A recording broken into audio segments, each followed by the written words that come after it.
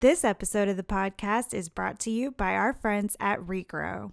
Hey, cannabis operators, got a couple questions for you. Are your SOPs tied directly to your cultivation plans? Can you easily manage your inventory and workforce and vendors from a single system? Can you manage compliance across multiple licenses and states? Do you have performance analytics to help you maximize your 24-month cultivation and manufacturing plans? If this is not the case, Regrow is there to help. They can help you maximize your yields and consistency. Think of Regrow as the single pane of glass view into your entire supply chain. They're available globally with native localization and foreign language support. So if you're a cannabis company searching for a strategic business partner to help you automate your business, scale effectively, and make the supply chain work for you, you can find Regrow at regrow.io. That's regrow.io. Regrow, the premier cloud-based cannabis supply chain management system.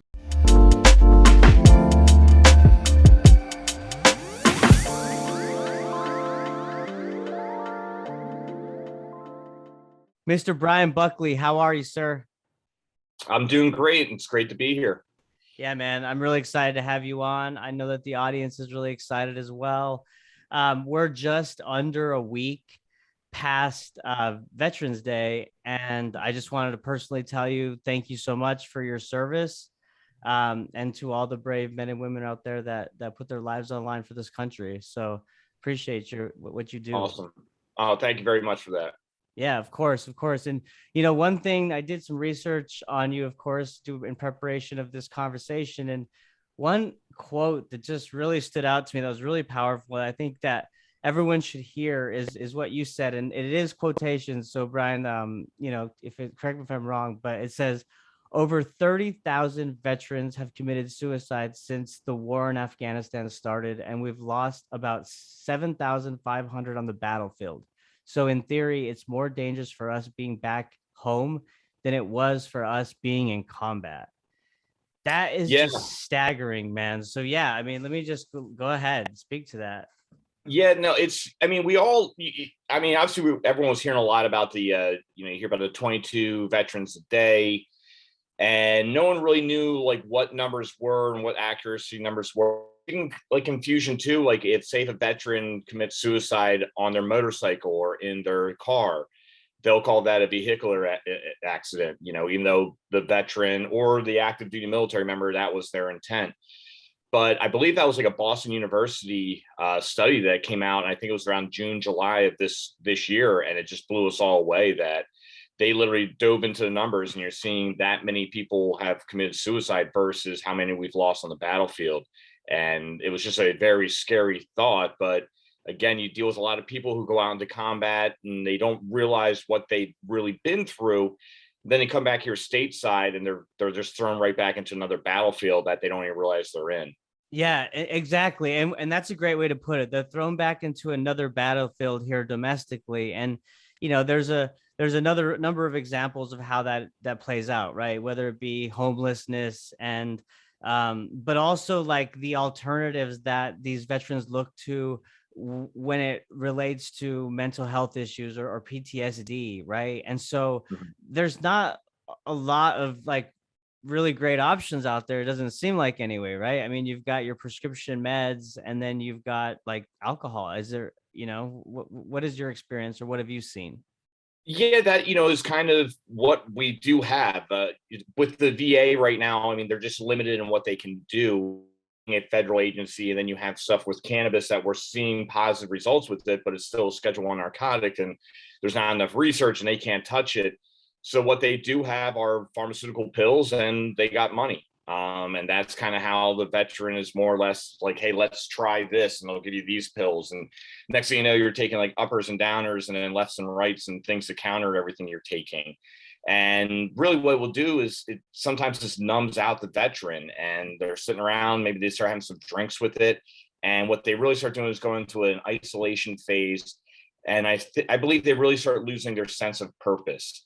And they start wondering, why am I here? What am I doing? At one point in my life, I was doing this in the military. Now I'm here and I'm barely scraping by. And I'm just kind of not really sure where I play this part in this world anymore. And that's what's really scary, because we want to look at things here, not just like, hey, here's some cannabis and you're going to go off and do great things. It needs to be a holistic approach.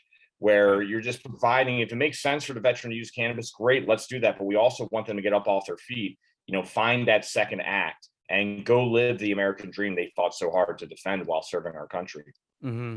So, Bryan, I mean, that's like a great start, I guess, to this conversation. So, with the lack of more holistic approaches to mental health issues for veterans out there, you know, what is the origin story of like, how you got into cannabis and Helmand Valley, right? Like talk us through, like, did you see that this is, a plant that could really help and change the game in that way, in that space?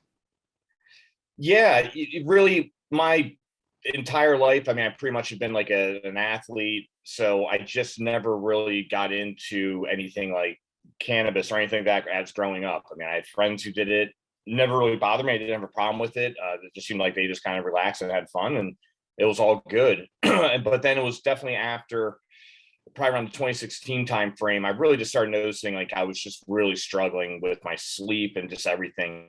It just wasn't feeling that great. And I tried some cannabis, and it was the first time I got a full night of sleep in I don't know how many years. So it was really like, wow, this is pretty good. And I kept using it, and I just kept feeling better and better. And that's when I decided to say, hey, let's go have a talk maybe with some members of Congress and see what we can do here. There's a lot of great veteran advocacy groups, but I really feel there's probably something, a gap that's just there that we could help fill. And that's when I asked them, what would we have to do to get medical cannabis into the VA system? And they said, if you can get that and get American doctors, you're going to have a good argument. So that's how we've eventually formed a partnership with a company called Niamedic Healthcare Research Services out of Israel. And then we brought on UC Irvine Health as our American face, and we get approved for an institutional review board, meaning we can go out and we've been cleared to do human trials using medical cannabis. And we're about to get our first study going, and we're just going to really show the data and show the numbers and hopefully make a difference here where we can get into the VA, which would make it federally legal. And it's just not going to help out veterans, but it'll help out millions of patients out there in America that I think could benefit from medicinal cannabis.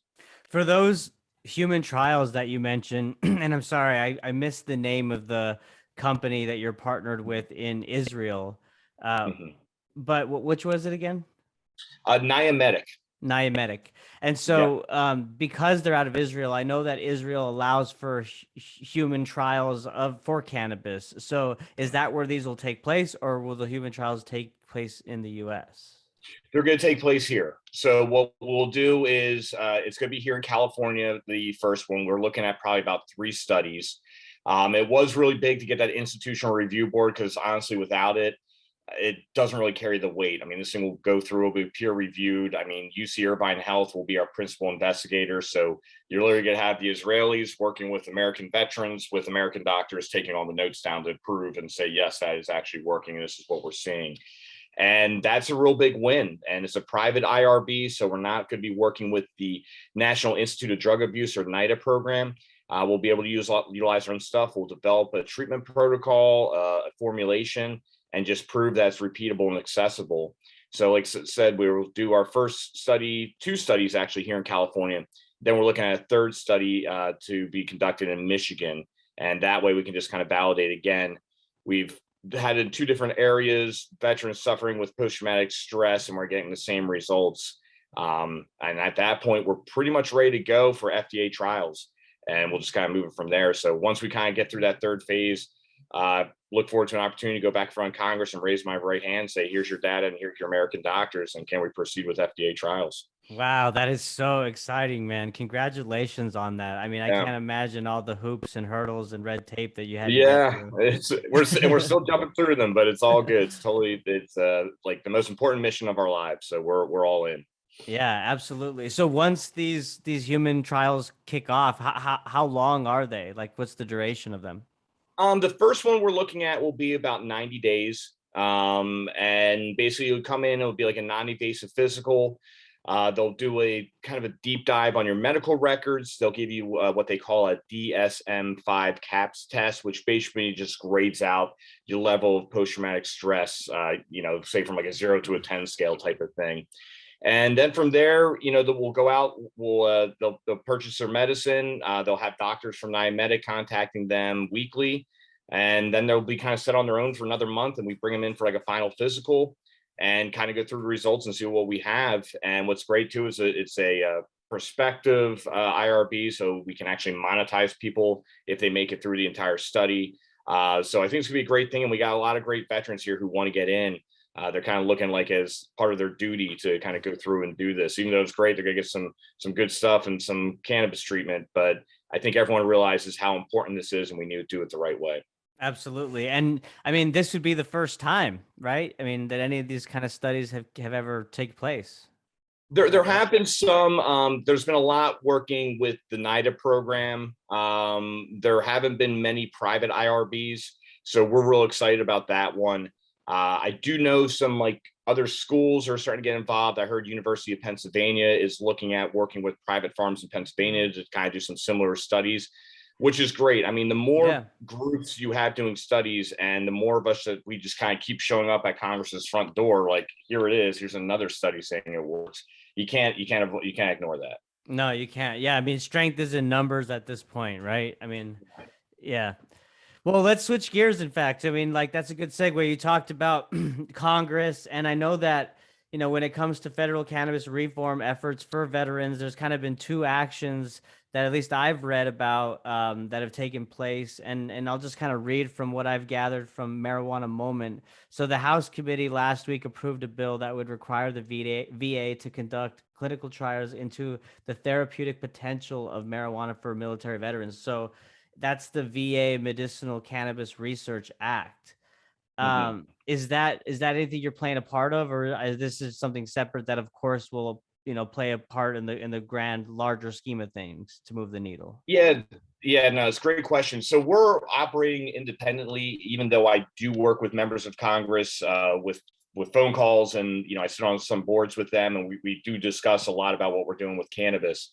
We'll see. The government's kind of a slow moving machine. That's I always tell people, I'm like, do you think Tesla would be what it is if it was a government ran thing, or if Elon Musk was running it, right? It's like I'm Right. just a big guy. I believe in the private market, and we just make things happen for his country.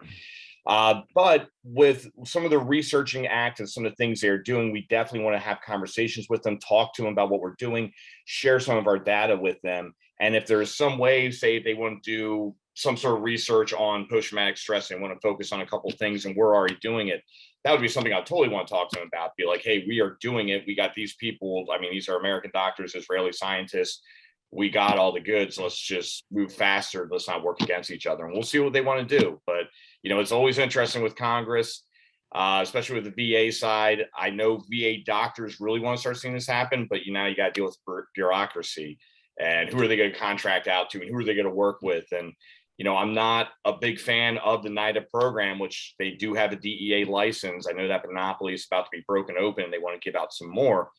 But if you look at some of the cannabis that NIDA produces, I'm not sure it would pass a third-party state tester here in California. I mean, you're hearing about a lot of mold issues and things like that, low THC, and it's just not very good quality. And again, it's kind of in the name National Institute of Drug Abuse. I mean, it's like, what is their motivation, right? So those are some of the things that I would like to see. How does Congress and the VA kind of navigate what kind of route that they want to take to get this research? And I think they have about 2 years to kind of get it going. So who knows? A lot can happen. You mentioned bureaucracy, and one thing I want to ask you is there's been open opposition from the Biden administration when it comes to medicinal research for the VA or for veterans. Mhm. So is that something that's like he's taking action on? I mean, it sounds like y'all are just moving full steam ahead and trying to eventually work with the FDA, right? By getting these clinical trials out there. So what part does the administration play in any of this, if at all? Yeah, it's really interesting. I mean, I went on the record back in 2020. They're like, who do you think would be better for cannabis, Trump or Biden? And I said Trump. And I think the guy almost fell out of his seat. And I'm like, listen, he's a second term president. I'm like, he's a businessman. I know he's heard about what we have to go through with tax code 280s and all that stuff. And I'm like, and he's already voiced it. I was amazed. He was walking out to Marine One and he talked about medical cannabis research. And he goes, I can look at, he's like, the medical reasons I can get behind that. He's like, I think that's something I could look at for veterans. He's like, recreational. He goes, I'm not sure I'm there yet, but he did openly say that. And then I told people too, I'm like, you got to look at Joe Biden's track record. You got to look at Right. Kamala Harris's track record. Kamala Harris put a lot of people in jail when she was attorney general here in California. I was like, President Biden, he crafted the crime bill, and, he was not a big fan of marijuana forever. So I was like, they might say one thing to get that seat, and once they get it, they do something totally different. And I wasn't surprised. I think a couple people were taken aback. I work with a great group called the Veterans Action Council, and some of them were just kind of blown away by it and a little bit bewildered. But it was like, these are who they are. And you got to say, like, they got people that support them and help them get elected. Let's just call the big elephant out. Like, pharmaceuticals are very big and very powerful. And you kind of have to watch that. So that's why, instead of us kind of getting wrapped up working with government and dealing with all that, instead of trying to go up that mountain, we're just trying to walk around it and just do a little bit more efficiently and quickly through the private sector. Yeah, I think that's the smart approach. And that's, I think you're spot on with that, kind of viewpoint of what's happening. I really tried to give the Democrats, the benefit of the doubt once the Senate's turned blue, and, we started to see some action there. We started to see some talk of cannabis reform, but it almost seemed like they were just dangling this carrot, up until midterms now for that reelection seat, as you mentioned. And we haven't seen much action. We've seen a lot of lip service from these politicians on Twitter and whatnot. But with the new Republican bill that's been presented, let's see, how this all plays out, because and you made a very smart comment. I think you're going to see a lot of things happen at the midterm time. I work with a very, I enjoy working with her, Representative Madeleine Dean. She's a Democrat out of Pennsylvania, and I sit on her Veteran Advisory Board. And we'll discuss, the MORE Act, and we talked about Schumer's bill. And, I had to remind them about, in California, consumers paying almost 40 to 50% tax. And I'm like, so now you're saying with the MORE Act, they want to throw a 5% federal tax on that will mature into an 8% tax. And then Schumer's bill, they want to put a 25% federal tax on it. So I'm like, 25. Yeah, that's crazy. Their eyes popped open, and they're like, we're Democrats, we like taxes, but oh my goodness. I'm like, it's like, and she's a businesswoman. She's like, that would kill the industry. I'm like, it would definitely destroy it. And I'm like, you're looking at veterans who would be spending their entire disability paycheck each month just to buy their medicine. So that's how out of control it's gotten. And things like the Safe Banking Act, I think that's, from what I've heard, is kind of low hanging fruit. I do believe the Safe Harbor Act is going to start going through as well. But these are things, definitely a Safe Banking Act could help out the industry huge. I mean, now you could actually get FDIC approval and use regular banks instead of going to charter banks and state banks that might want to work with you or might not. Right. But they want to wait until the midterm so they can put people on records with the hope of having them lose a seat. So this is where, the House of Cards starts playing. It's not about what can we do for our constituents. No, let's see how we can control power in 2022. And it's just, man, but it's a game we got to play, I suppose. It's the game we got to play now. And, I hope that it changes, man, over time, because, someone tweeted online, they're talking about the average age of our senators and our congressmen and women. And just insane, right? So I know obviously there's going to be a turning of the tide at some point, but hopefully the mindset changes as well, maybe certain provisions or regulations are put in place. But hey, here's the hoping, right? I'm with you. I think, we got to turn down the temperature a little bit. And I think term limits is probably something they should take a serious look at. Absolutely. Yes. 100%. You mentioned safe banking, and of course that gets a lot of attention, but with the Senate taking up the NDAA this week, and this is the week of the 15th, excuse me. Mm-hmm. There is a new amendment in there that would add language to federally legalize medical marijuana for military veterans who comply with the state program that they're in. So, I mean, I can't imagine that they would want to pull that out, right? I mean, we don't know if safe banking will get through, but I can't imagine that they would want to strip that out. Why would they? Right. Yeah. And I'm with you. And, it sounds, I mean, I got to look a little bit more into it of how impactful it'll be. I mean, I'll be honest with you. With us being at the Veterans Action Council, we were asked to support the Safe Harbor Act. And if you go through it, it's really nothing there. It's kind of a paper tiger. However, it doesn't do anything negative. It doesn't really help veterans who don't have medical access right now in their states, but those who do, it doesn't hurt them. And it gives you a little bit more freedom, I think, on federal lands with cannabis and stuff like that. But then again, it's like, don't let perfection get in the way of good. And anytime the House and the Senate are talking and passing cannabis legislation, even though as minutiae as it may be, it at least starts to normalize the whole process. Like I tell people, if you look back at 2016 election, there was a lot of, I mean, obviously there's a lot of stuff going on with Trump and everything, but there was also a lot of talk about cannabis policies and, states were going adult use and all this stuff. And it was like, oh my goodness, cannabis is on the ballot. In 2020, you probably had another 4, 5, 6 states that instituted some sort of cannabis program, and it wasn't that big of a deal. It was like kind of like page 6 in a newspaper, like, oh yeah, okay, well, North Dakota just got cannabis. Okay, moving on, which I thought was great. I'm like, that's just making things normal. It's not that big of a deal. So it's like, hey, we can build up a little momentum here in Congress. These bills start going through, maybe won't be such shock and awe, but now you can start actually helping out people who need it and really help this booming industry kind of get the support it needs from our government to allow us to flourish and kind of lower some of the regulations and lower the tax burden.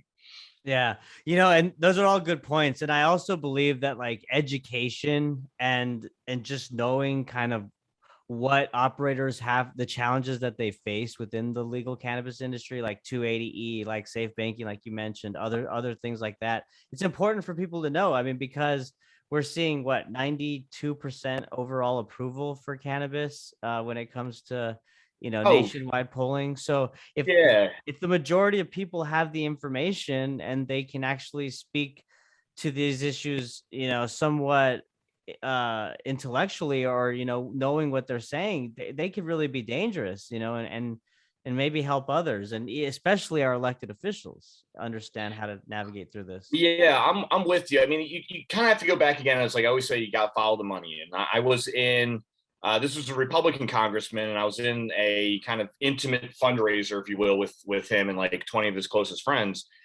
And they wanted us to get him to talk about our cannabis research and discussed it. And then next thing you know, I saw the pharmaceutical guys sitting there, and they were not happy looking at me. I mean, there was a lot of tension there. So it's kind of like you see the game where it takes money to get elected, and sometimes people have to play both sides. And even when you see the overwhelming support, like you were just talking about, I mean, we were talking with the senator in Arizona, and I was like, sir, and it was his office, and I was like, you guys understand there's 86% approval for the VA to give cannabis to veterans in the state of Arizona. I'm like, how crazy our country is now. You can't get 86% of the Americans to agree Monday falls on a Monday. I'm like, so what are we doing here? I mean, this is the one thing that like can kind of, we've been dealing with COVID and crazy elections and all this stuff and all this negative news. Well, why don't we shine a light on something good like cannabis and the benefits it's doing? And again, it ties into everything. Again, your holistic approach. Veterans are getting the medical care they need. They're getting jobs or starting new industries, whatever it may be. I mean, these are just great all-American stories. And I don't know. It's just kind of still sits there out in left field a little bit. That's so funny you say that, Brian, because like I never thought of it that way. And now that as you were talking, I'm picturing it play out, and I'm like, why hasn't that story been told? And why hasn't this happened?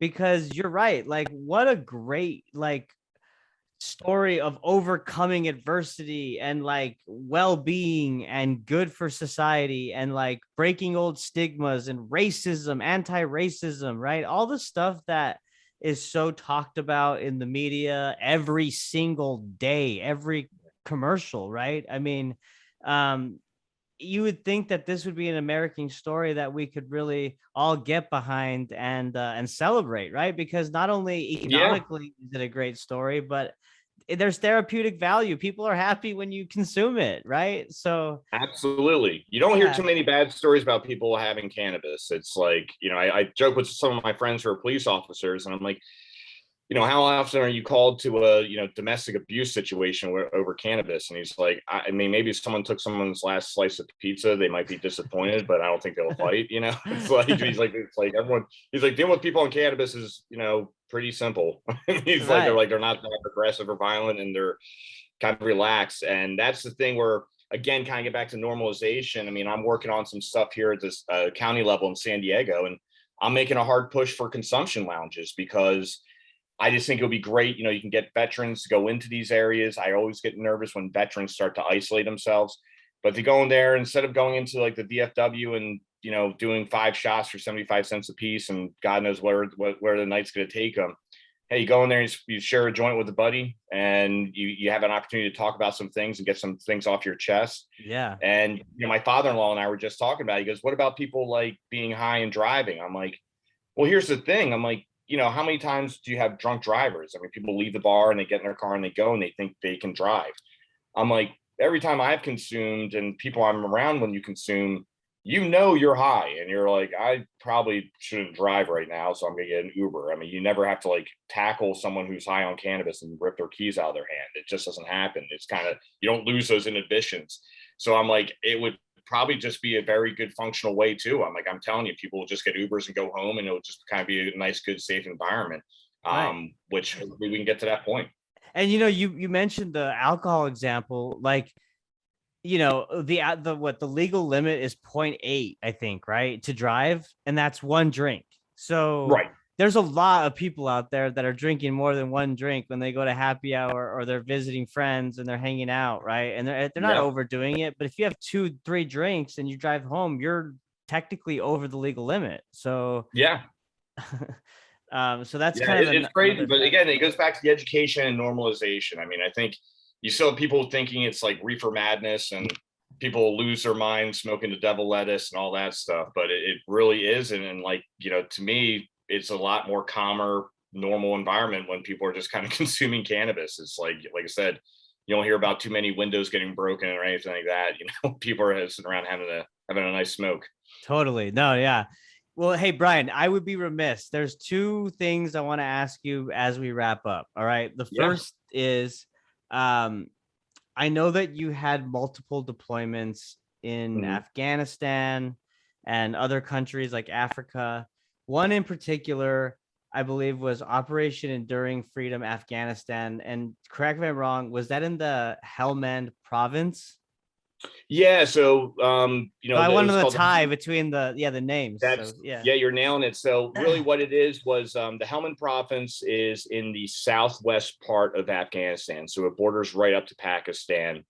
And, Iran's a little bit out to the west. It was the most volatile area in Afghanistan and probably one of the worst areas besides Africa that I've ever been in.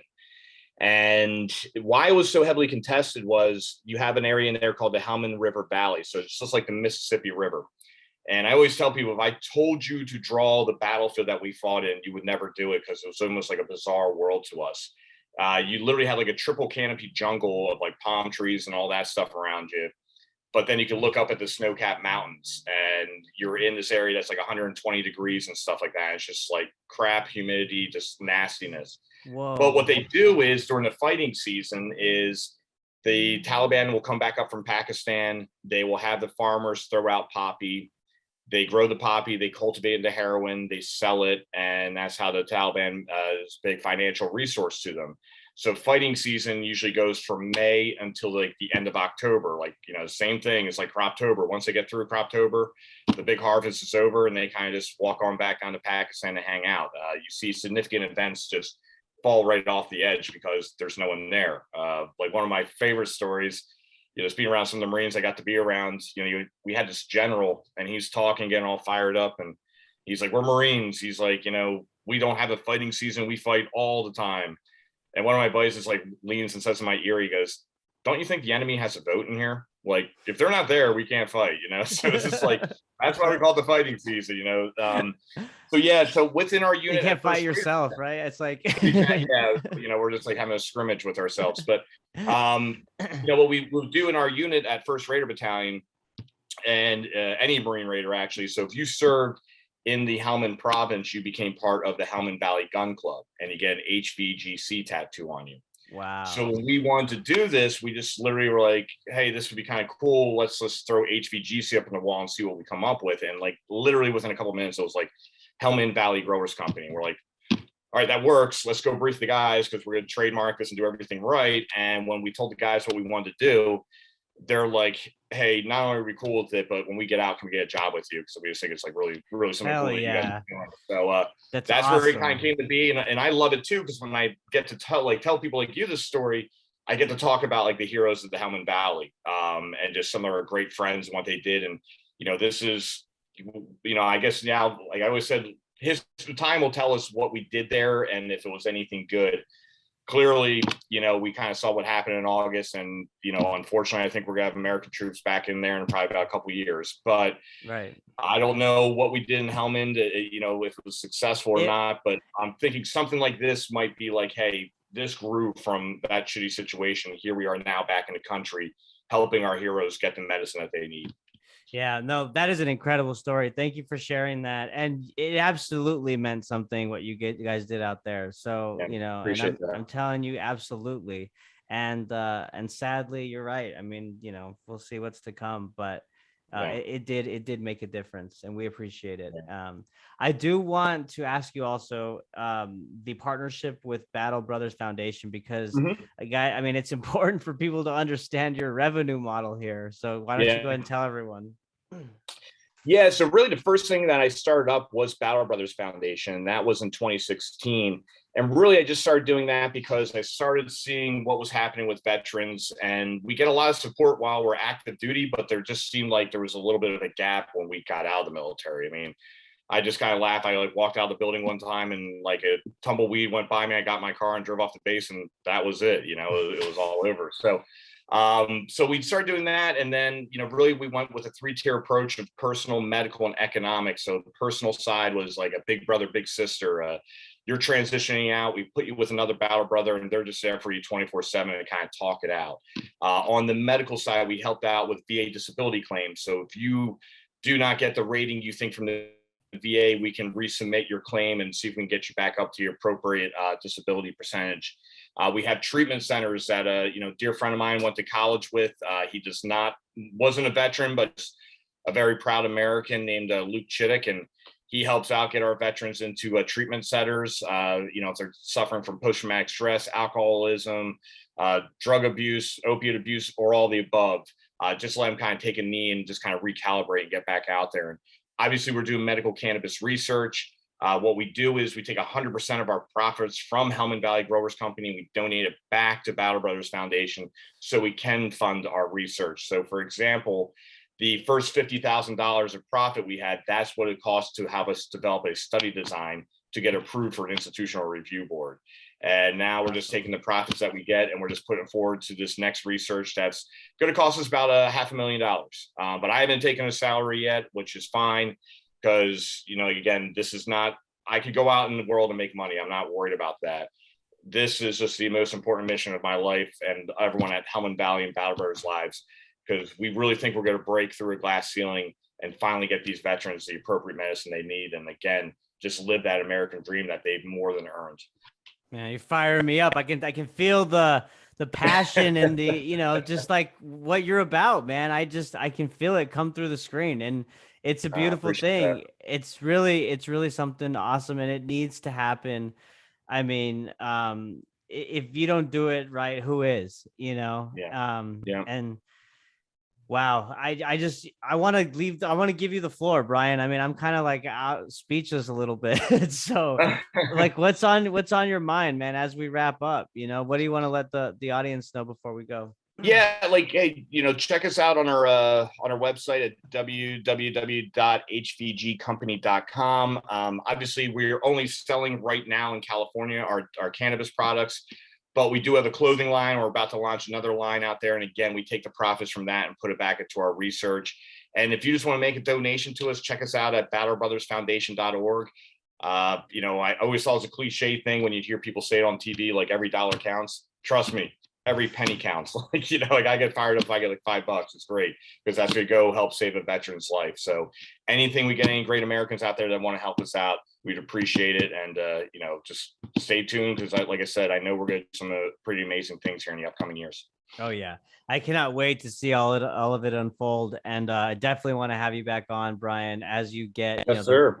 the results of those studies, and we can talk more of just about how y'all are helping improve the lives of veterans, with Yeah, medicinal cannabis. So you got it, man. That'll be great. awesome. Well, hey, thanks again for your time. Really, really enjoyed talking with you, Bryan. And thank you all for listening. Bye.